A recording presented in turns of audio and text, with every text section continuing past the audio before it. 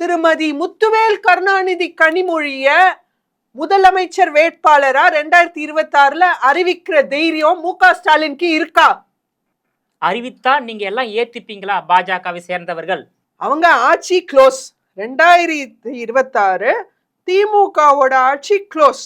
திமுகவை பாஜகவில் வீழ்த்த முடியாதுன்னு தானே சொல்லிட்டு வராரு. எப்படி வீழ்த்த முடியும்னு சொல்ல வரீங்க 2026ல திமுக ஆட்சியை? திமுகன்றது இன்னைக்கு மக்கள் வெறுக்கிறாங்க.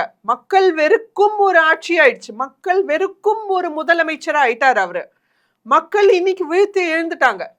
அவங்களால ஒரு